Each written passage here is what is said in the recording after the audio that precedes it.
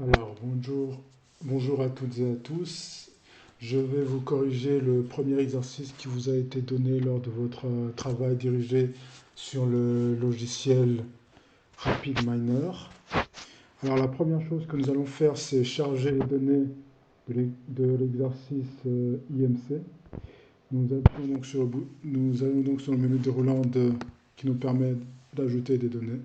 Nous allons directement donc dans le directory de notre ordinateur il a été chargé depuis, euh, depuis l'Internet et que nous avons rangé dans un directory spécifique de notre ordinateur.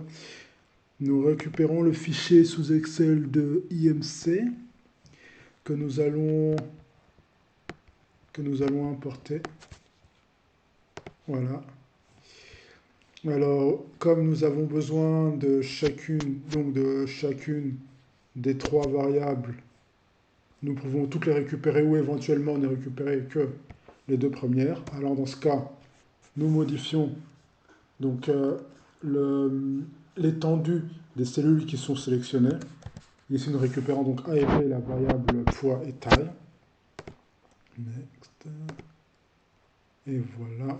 Nous nommons le fichier IMC et nous pouvons terminer. Alors voilà. Ça, c'est un aperçu des données contenues dans notre fichier IMC. Nous pouvons directement passer sur dans l'onglet Design où nous avons le cadran des opérateurs.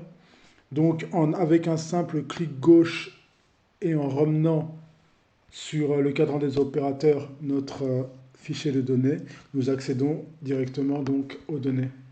Si nous relions donc la sortie de nos données donc à notre point de résultat, en appuyant sur Play, nous avons là, donc comme tout à l'heure, un petit aperçu des données que nous manipulons. Nous allons revenir sur Design. Alors, concernant la question de pouvoir retrouver l'opérateur Generate Attribute dans l'onglet des opérateurs, nous allons donc taper les mots Generate, qui nous met directement à Generate Attribute que nous ramenons dans notre cadran de design concernant... Alors bon, il n'est pas là, mais nous pouvons y avoir accès avec un simple clic droit. Nous ajoutons un opérateur. Nous allons dans l'onglet Blending, Attribute plus Generation Attribute et nous retrouvons notre générateur d'attributs. Nous allons le placer juste à côté donc, de nos données IMC et nous prenons donc la sortie de notre generate que nous pourrons afficher sous forme de résultat. Alors en appuyant sur notre opérateur generate attribute, nous avons là un éditeur de liste. Donc cet éditeur de liste est composé de deux cases. La première sera constituée du nom que nous donnons à notre nouvelle variable. Nous allons l'appeler IMC. Et le deuxième sera constitué de la fonction. Alors, si nous ne voulons pas écrire la fonction directement, nous pouvons appuyer sur l'onglet Function and Argument to use for Generation. Et nous avons accès à un autre onglet où nous avons différents types de fonctions. Des fonctions statistiques, trigonométriques, mathématiques ou de transformation de texte pour y appliquer donc une certaine fonction que nous aurons désignée.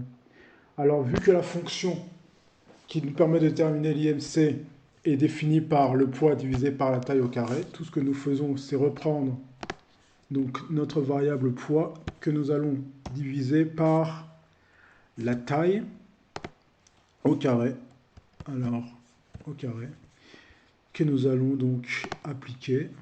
Donc, nous avons donc notre variable IMC qui va être le résultat de la variable poids divisé par la taille au carré.